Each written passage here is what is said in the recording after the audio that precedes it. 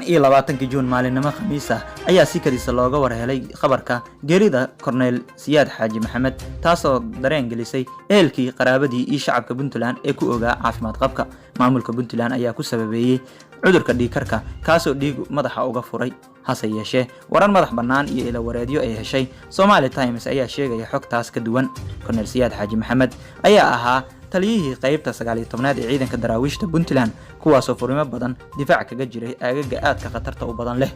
Cornel Siyaad ayaa ahaa qabiir ciidan oo ilaa iyo xukuumadii kacaanka howlaha askarta ku jiray markii dambana noqday saraakiisha SSDF ee ugu firfircoona taasoo ay dhibsadeen wasiiro iyo taliyaal ciidan oo ay wada shaqayn ka dhaxaysay kadib markii marar badan oo uu talooyin u soo jeediyay taasoo keentay inay u arkaan khatartooda koowaad iyaga oo bilaabay inay kala diraan ciidankiisii qaarna mushaarka ka goostaan waana isku day ay doonayeen inay gacanta ugu dhigaan waana ku guuleysteen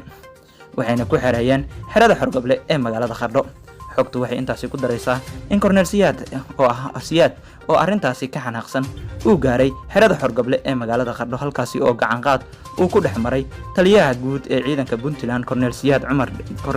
Yaasiin Cumar dheere taasi oo sababtay in Cornel Siyaad ay isugu tageen taliyaha ilaaladiisa